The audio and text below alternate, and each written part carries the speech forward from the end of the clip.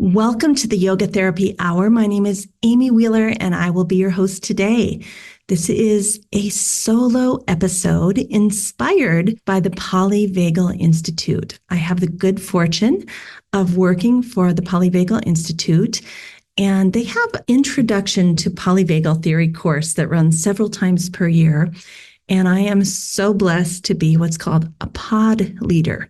And what that means is that there's the larger course where hundreds of people are kind of listening to the lecture and asking questions and studying together. But then they also have pods that are kind of breaking off into 8 to 10 people where you have your own little group that moves through together, where you can have discussions and you have your own place on the app that you can work with each other.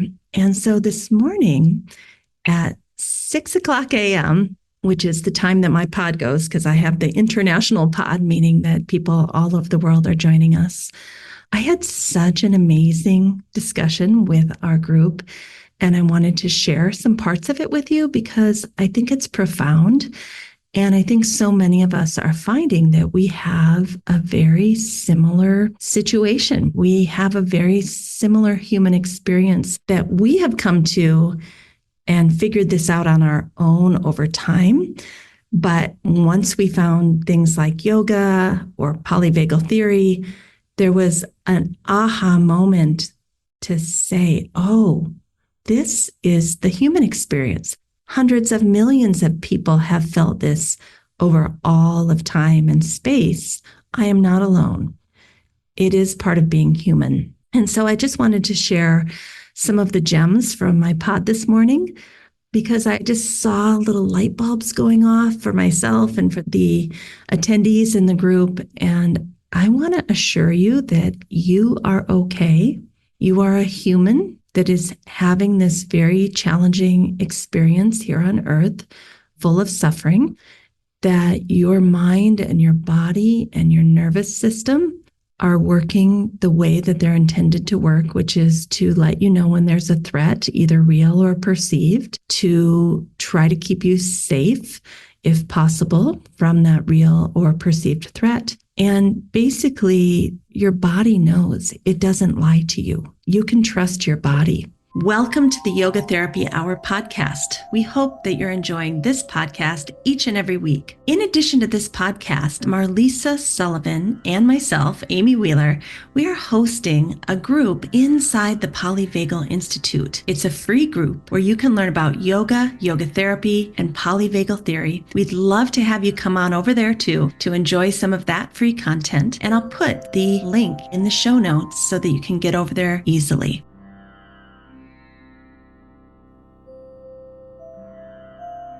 I recently had someone who told me that they had made a decision and they didn't know why, but it just didn't feel right. And they tried to work through it and they felt like, oh, maybe this is just my past trauma coming up and maybe this isn't really a problem. Maybe I shouldn't trust my body, which wasn't allowing that person to sleep and was making them feel anxious and contracted and tight.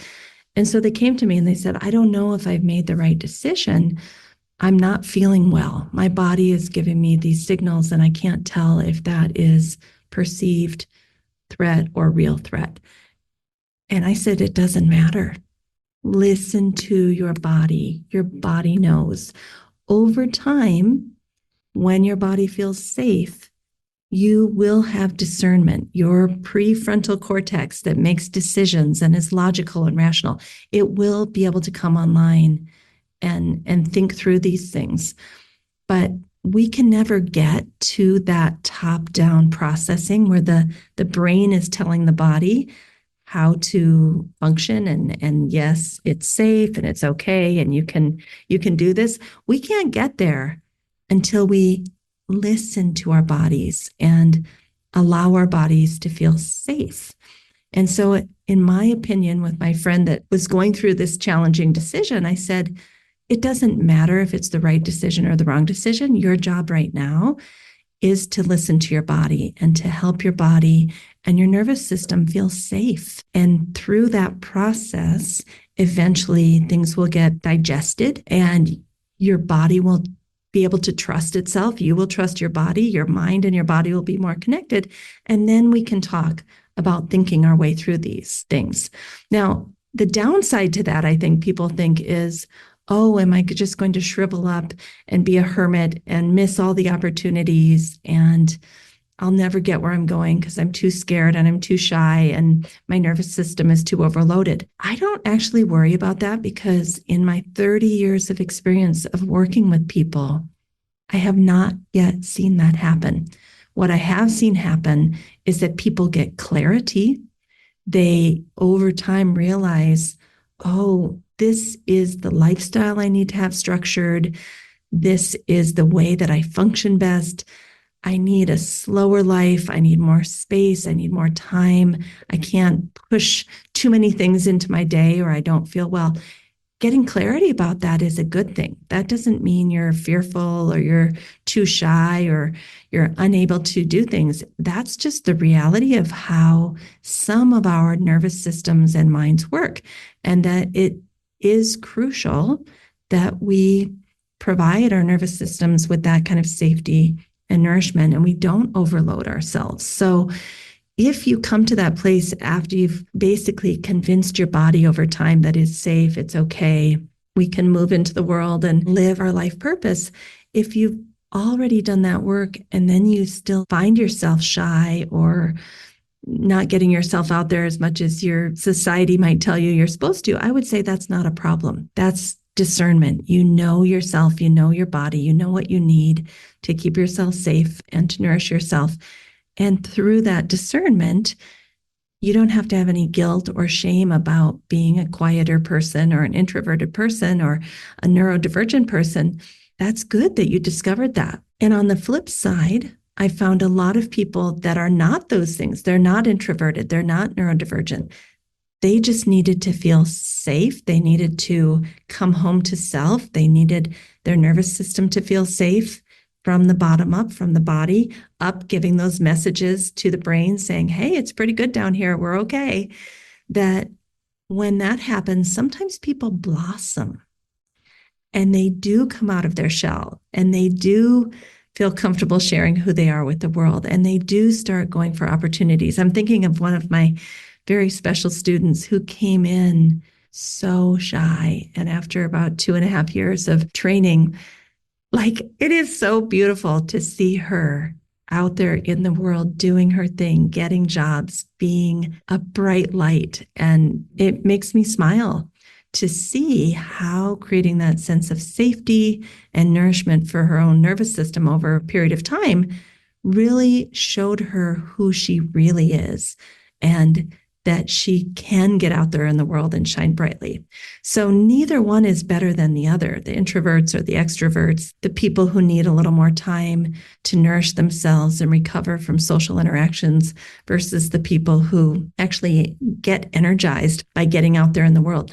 The whole point is to make ourselves feel safe enough in our nervous system so that we can find out who we really are and what we need and how to function. And therefore, how do I need to structure my life? And I think this is a big part of what we are doing as yoga teachers and yoga therapists. Whether you knew it or not, that's what you're helping people to do.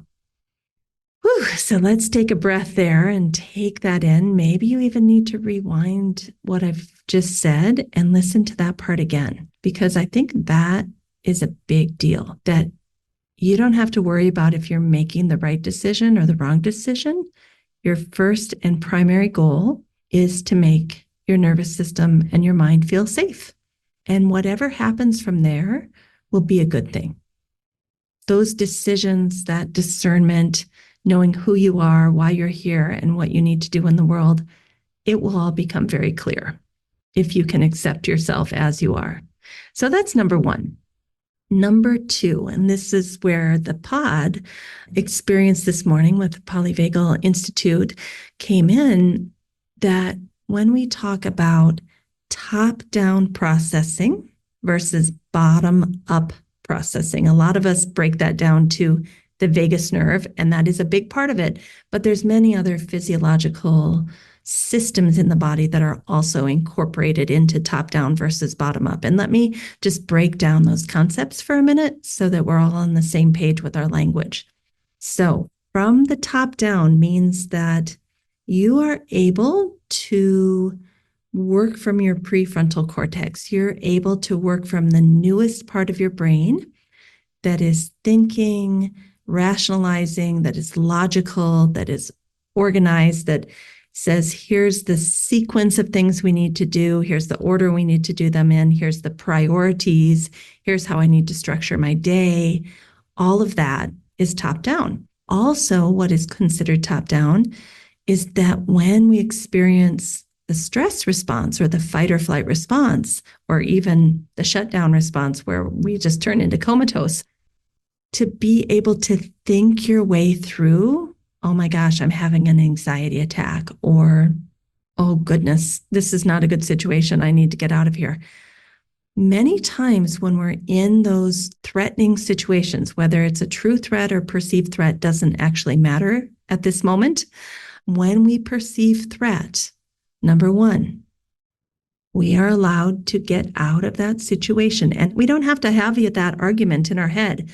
Is this a real threat? Am I overreacting? It doesn't matter. At this point, your body and your nervous system feel threatened. So accept that. I don't feel well in this moment. I can excuse myself to go for a walk.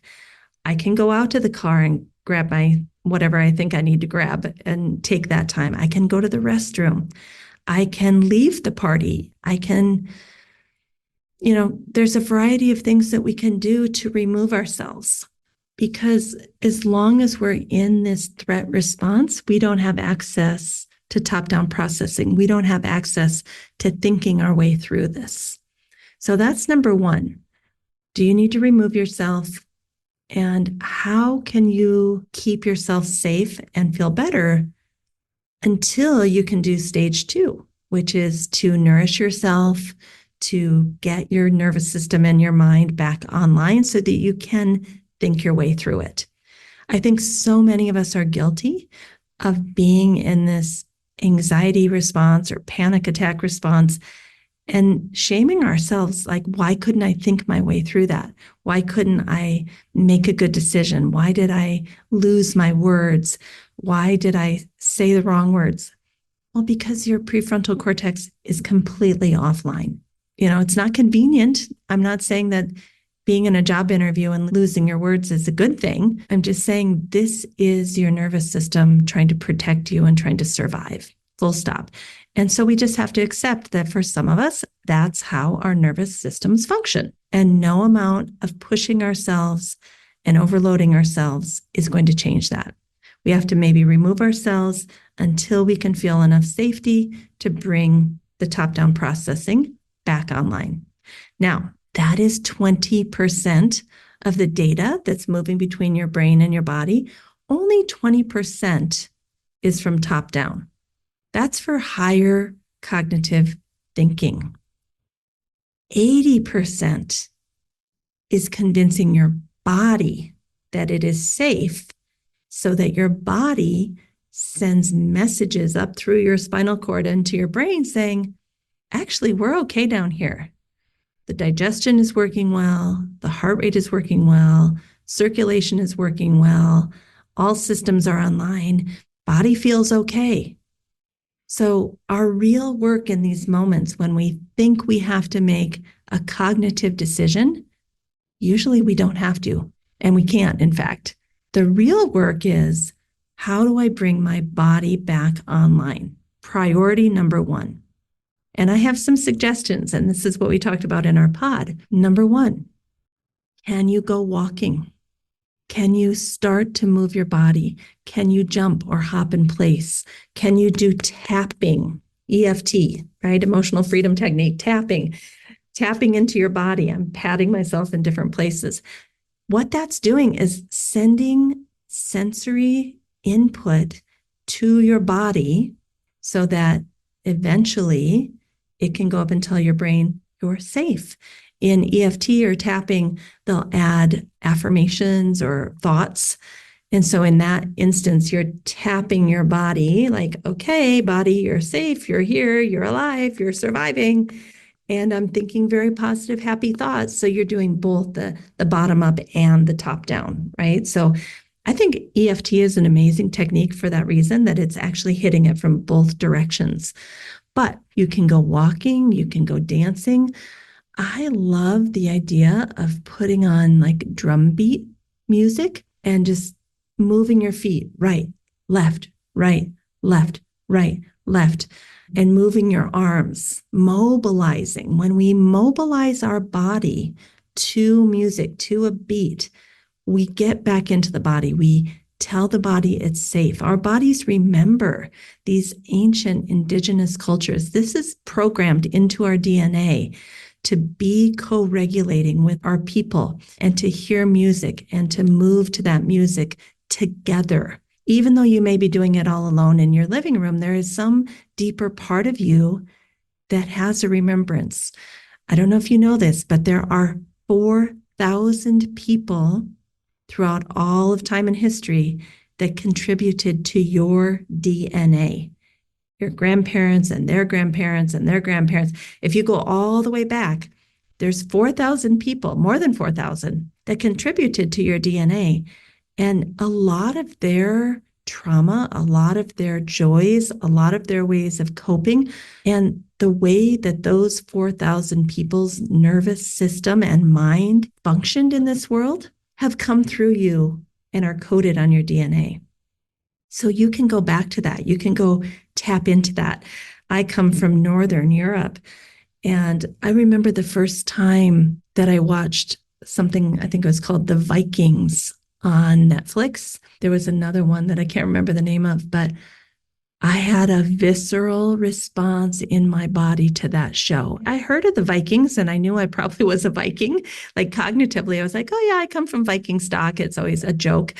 But when I watched that show, the Ragnar show, that was the first one, I had this visceral response in a cellular way to watching those Vikings move on that show. It was crazy. And that's what I'm talking about. This is programmed into our nervous system. So whatever your heritage is, if you know your heritage, like what did your people do to co-regulate, to self-soothe, to bring their bodies back online? Another one for me is cold plunging, even though some people say it could be really bad for your heart. For me, that immediately brings me back online. Other ways that help to bring my body online is I have a little mini trampoline in my office that if I get really stressed out or in shutdown, I just try to jump on my trampoline and bring my body back online. I can't think my way through this. I have to move my body. Sometimes if I'm really stressed out and shut down, I'm too exhausted to move or to mobilize. And that's problematic because the thing that would bring my body back online and let it know that it's safe and tell my brain that it's safe and give that 80% data input from the bottom up, the thing that could make the biggest difference for me, I can't do because I'm too shut down and too exhausted. And it takes energy to go on a walk. It takes energy to go swimming. It takes energy to put the drum beat on and do the dancing or whatever it is that I would like to do. So sometimes I have to do something that's much more passive to bring my body online. And so I've discovered vibration plate. Some of you have seen me talk about this before. You can get them on Amazon.com. They're not super cheap. But in an emergency, if you tend to be someone who has a lot of fight or flight or shutdown and you're exhausted, so you can't actually mobilize yourself, you can stand on something like a vibration plate and bring those soothing sensations of vibration into your feet, up your legs, up to your hips, up to your spinal cord, up to your brain. And usually like a 10-minute session of standing on some type of vibratory plate, it can completely bring me back into my body so that I'm not disembodied and shut down. It's like, okay, we are here, we are alive, we are safe. If you think about it, like when a little mouse gets captured by a cat, it goes floppy and it can't move. It's just something the nervous system does to try to survive. And After some time, if the cat gets bored and walks away, the mouse will get up if it's still alive and it will shake off and it will be a little disoriented, but then it will eventually run off into, the forest or wherever it wants to go. That's how I picture this vibration plate or even the jumping trampoline. It's that shaking off of, oh my gosh, I am still alive. The perceived threat or the real threat didn't take me out. And now I need to do something to move my body and let my nervous system know that we survived this attack. Again, real or perceived, it doesn't matter. If your nervous system is going into serious fight or flight or shutdown, you need to mobilize from the bottom up, from the body up. And it's really interesting. I heard someone in the Polyvagal Institute say this, and this is not a critique of PVI. It's just to say it's such a new theory that there is still a lot of room for expansion and growth and development and evolution of the theory and the practical application. But so far in these decades that Stephen Porges and team have been working with polyvagal theory, they have outlined the theory and they have a lot of top-down strategies regarding social engagement and things that we can do, the vagal nerve stimulator and the listening to the music, and that we've had a lot of things that are a little bit more top-down. And the room for growth and expansion in the future with polyvagal theory is to research and find all the bottom-up strategies, all the way we can feel our bodies again and convince ourselves that we are safe from the body, to tell the brain, oh, you're okay, to tell the nervous system, you made it, you survived. Okay, let's get you back online. Let's go for that walk. Let's jump on that trampoline. Let's get on that vibration plate. I think this is another reason even things like massage works so beautifully, because that, again, is a passive way to become re-embodied. You don't have to do anything but lie there on the table. So if you're really shut down, you may think of regular massage as a luxury. And of course, many of us cannot afford it, even though we would love it. It's just not in the budget. I do understand that. I'm one of those people. But if you can afford it, I wouldn't think that massage has to be a luxury. It could be your weekly or bi-monthly way that you bring your body back online and you help your body feel safe. And that might be the most important way to spend some of that income that, could go out to a few nice dinners or get you the more expensive iPhone or have you shopping at the thrift shop versus the regular stores. Are there any other ways you could cut back on those expenses to really invest in your own body and your own nervous system and work that bottom-up programming to help you know that you are safe, you have survived the threat? The optimal state has a very unique opportunity for yoga teachers and yoga therapists who would like to do case studies with a group of colleagues and receive continuing education credits. Several times per year, we have groups that come together to do mental health case studies and physical health case studies, where we take time to go over the biomedical, the intake. You get into breakout rooms and discuss it with your colleagues. Then we come back and have you turn in homework that we will grade and get back to you and let you know if we agree with your reasoning or if maybe there's a place for us to give you some feedback. And then we'll come back and show you what our teachers from the Krishnamacharya Yoga Mandram have come up with as a solution to that case study. It's a wonderful group. We usually have about 15 to 20 colleagues coming together. It's the perfect way to get your continuing education credits, and we'd love to have you join us. So if you want more information, contact us at www.theoptimalstate.com, and we'll be sure to give you the information about how you can join our next group. So this is a lot of what we were talking about this morning in my pod, or our pod, I should say. And then we got into a discussion about neurodivergence and how people who have neurodivergence, could be autism, could be ADHD, could be ADHD, which is a combination of those two, could be things like dyslexia. They're even starting to put some autoimmune diseases into this category, or things like POTS, postural orthostatic tachycardia, something like that. I would even say that it could apply to people who have like a lot of shingles outbreaks or herpes outbreaks. Not that those are connected to neurodivergence, but I'm just saying a variety of physical health concerns are very connected to your nervous system and your nervous system feeling overloaded.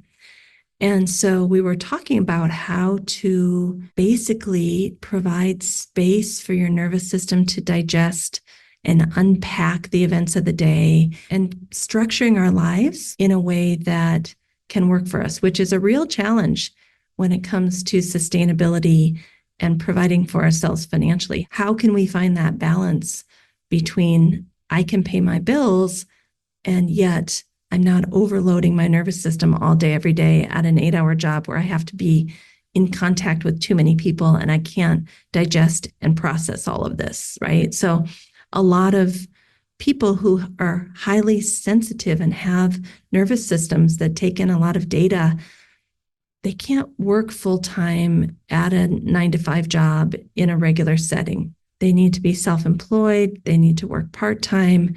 And again, this is a challenge for sustaining ourselves and providing for ourselves financially. But getting back to my point I was trying to make, we were talking about neurodivergence and how people who are neurodivergent oftentimes are collecting more sensory data input, up to 40% more than the non-neurodivergent person, what we would call an allistic person. So what that means is they can walk in a room and you might call it, they can have a vibe check. But really what's happening is their nervous system is sensing if it's safe in that room and collecting more data than the allistic nervous system. Now, how does it do this? We call it neuroception, that they can feel if there's safety, but it's also neurodivergent people oftentimes have great pattern recognition. They can see things before anybody else sees them coming. They can feel things that nobody else has felt yet. They're very closely connected to self. They're attuned to their own body. So the reason that they're feeling overwhelmed or maybe having shut down or maybe even having a little temper tantrum is because they are so connected to self, they can't ignore those internal body signals like everybody else. They can't be dishonest with themselves. They are listening deeply to what is going on inside, and therefore they can't lie and pretend it's something else. They can't walk into the party and override their nervous system and say, well, we are going to stay because I might have a chance to make some good connections here. The neurodivergent person is like, the vibe isn't vibing here, and my nervous system doesn't like it here, and I'm out. They prioritize, whether it's conscious or unconscious, they prioritize self-care and listening to their own body over other values. And I find that interesting. When I say they're taking in up to 40% more data, what that means is that they can see how the muscles of the eyes are working in the person they're in conversation with. And they know what that means when the one eyebrow goes up. Consciously or unconsciously, they're collecting data. They can see when what's coming out of someone's mouth is not actually matching up with the sensation they're feeling from that person as they try to co-regulate. The person might be saying really nice things.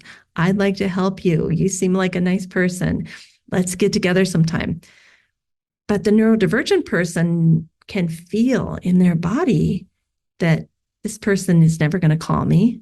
They are actually full of BS. They're just trying to be polite.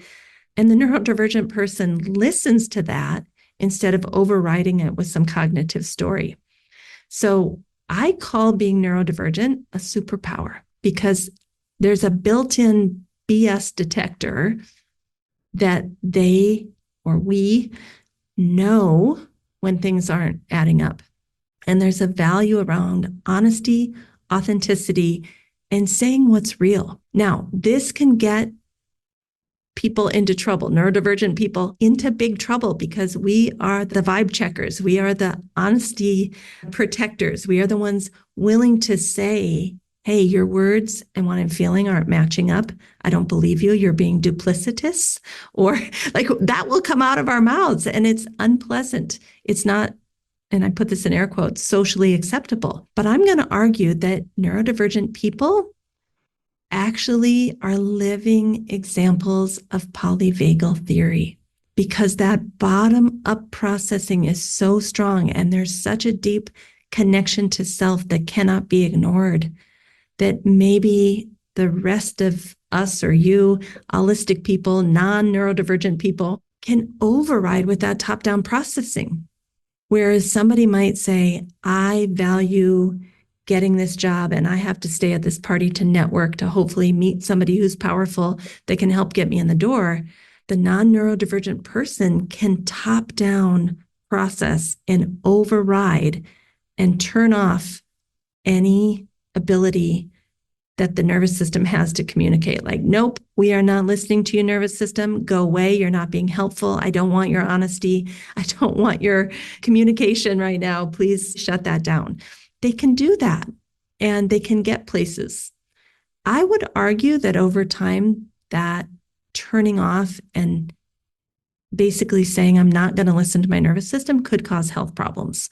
I don't think it's a get out of jail free card. I don't think it's actually the super healthy way to be, although it may be really good for diplomacy and for getting where you want to go in the world in a more external way, in a professional way. I will not argue that can't be helpful. But I would also say that most people, whether they're neurodivergent or not neurodivergent, would benefit from listening to their body sensations and actually acting upon what their body is telling them. It goes back to the story I told in the beginning that my friend said, I've made a decision, but it's not feeling right in my body. I can't explain it. I don't have the story to explain it, but I think I should listen to it. And I said, yes, you should definitely listen to it 100%. And we don't even need to know why. Again, you might worry that, oh my God, did I miss this opportunity because I listened to my body? And what if it was just a perceived threat and it wasn't a real threat? And what if it's just me having my complex trauma response? I don't care.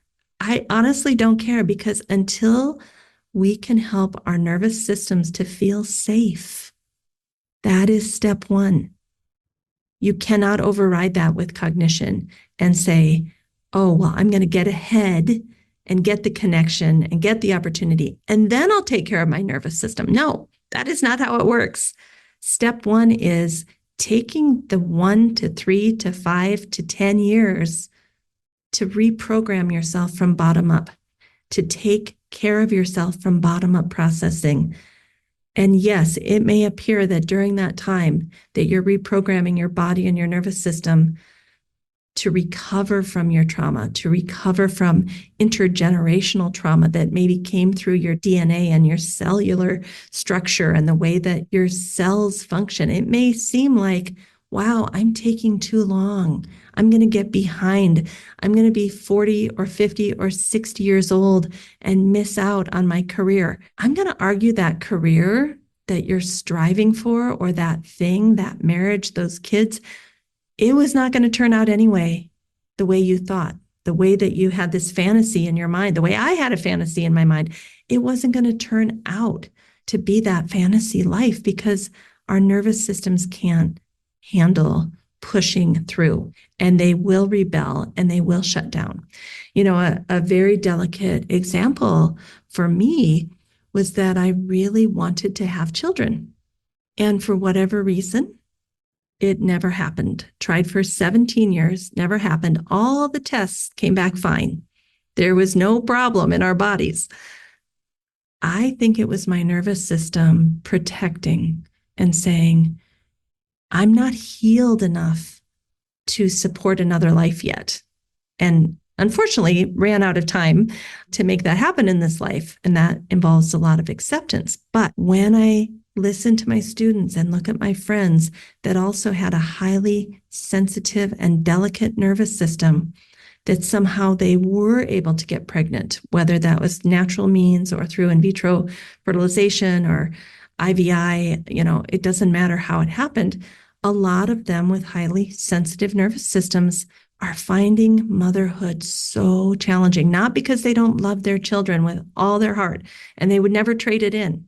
They're willing to give away their own health and wellness and well-being for the sake of their children. And they are wonderful mothers.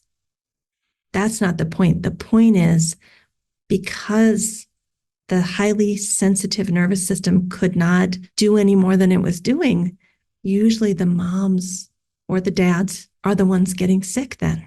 They're the ones who are having the autoimmune diseases come up. They're the ones that are having a lot of health problems. I think for many of them, they were willing to sacrifice themselves and their own nervous systems in order to create this for the child. And women have been doing this since the beginning of time. And we honor them for that. Thank goodness, because humanity can continue onward. And I would say if you were someone like me that for whatever reason your nervous system said, nope, that is going to be too much for me. We can't do that, Aim. I invite you to reflect on if that is okay too, if that's nature's way of saying we need to go back and heal. And your life can be about healing, and it can be about using your life force in a variety of different ways to mother thousands of people. I always say, as a professor for 25 years, that I actually mothered over 20,000 students. I was the auntie that loved and cared and soothed and helped over 20,000 college kids get through their way in the world, and hopefully more as a yoga therapist and yoga teacher in addition to that. But just to say there are many, many ways to be of service in the world. And sometimes our nervous system knows more than our cognition. Our nervous system knows that we need that extra time and space, and we need that bottom-up processing, and we need an hour to move in the morning to actually feel okay and keep the chronic pain away.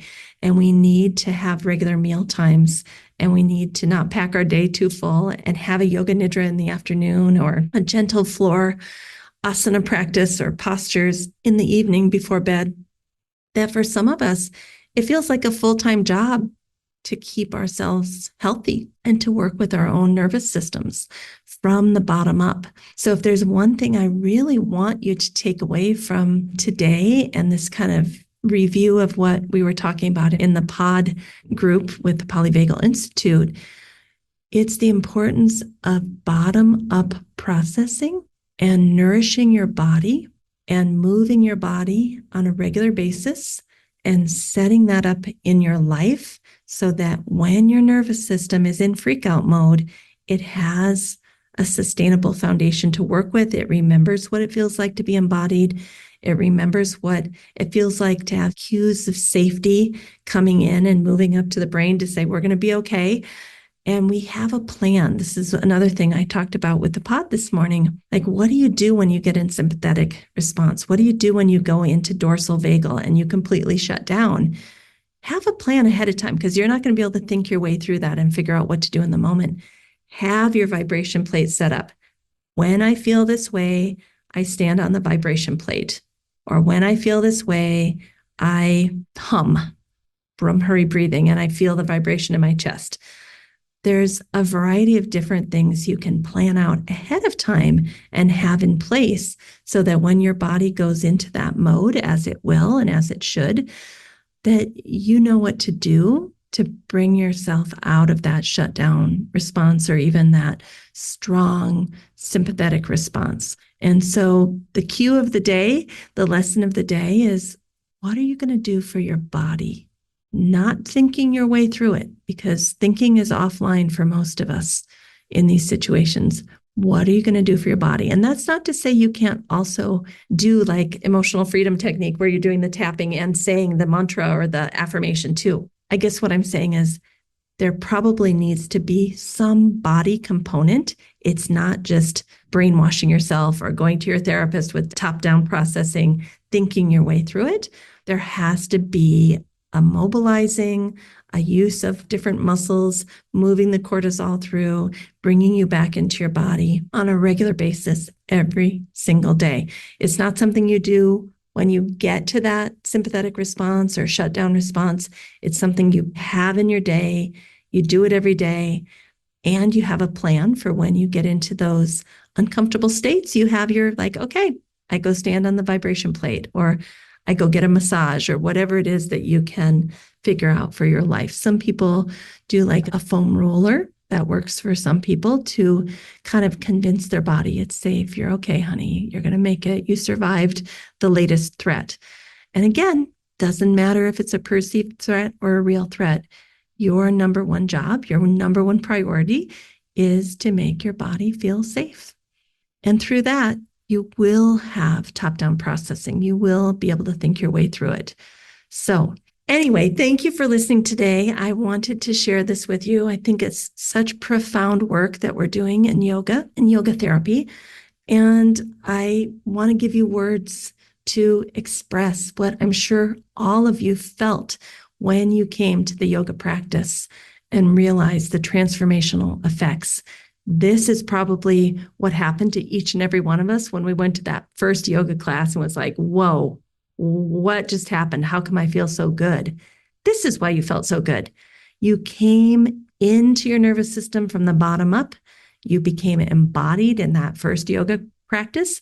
It told your mind you're safe. Everything went nice and calm, and you were like, whoa, I need more of this, right? So I love that Stephen Porges and team have given us the scientific language to figure out what's happening. And that's not to say there isn't a lot of room for growth and research in this theory. It's very, very new. It's only a few decades old. And so our job going forward is to help with that research and to help flesh out the bottom-up processing, the more biological way that our bodies have evolved over time to deal with real or perceived threats. All right, everybody. Well, I have been sitting here talking for far too long with lots of top-down processing, and even this podcast is a top-down strategy for you. I'm going to go move my body because I know that's how I can come back to a place of homeostasis, a place of safety, and a place where I feel more regulated. So have a great day, and we will talk soon. Thank you for listening. And I look forward to hearing how this podcast landed with you. And one last thing that I'll say is in 2025, we're going to switch up the podcast a little bit. And I want to hear stories of health and healing from regular people like you. You may be a yoga teacher, you may be a yoga therapist. I want to hear how you fell in love with yoga and what it did for you mentally, emotionally, spiritually, physically.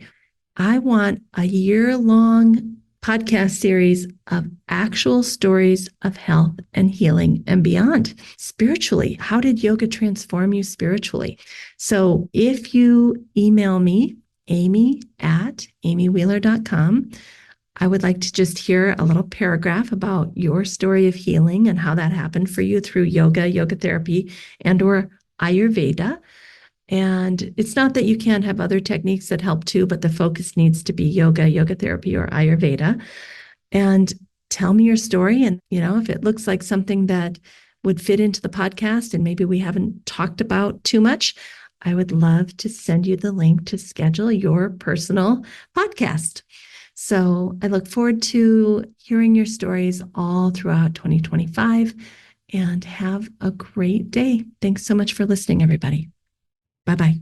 Thank you for listening to the Yoga Therapy Hour podcast. After several years of beta testing, we are finally ready to build a community around a mobile app, the Optimal State app, on Android Store and in the iPhone Store. On this app, we're going to start hosting classes, regular meditation circles, and really start to build a community of yoga teachers, yoga therapists, Ayurvedic practitioners, and healthcare practitioners that want to come together on a regular basis and have a community that is empathetic and compassionate and kind and full of goodness, that wants to grow spiritually together. So come on over to the app. You can download it now, try it for a month for free, and we'll be having regular community online offerings through the app, and we would love to see you over there.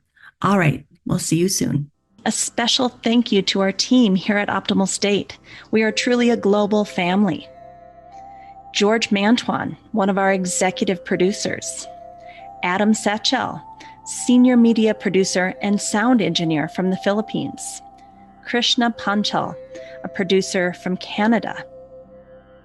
Modupe Abdullahi, who does the show notes and is an editor for us from Nigeria. And Peter Morley, who wrote and produced the music for this show, who lives in Australia. Find more about Peter's work at www.zenmusic.biz. Thank you for listening. We'll see you next time.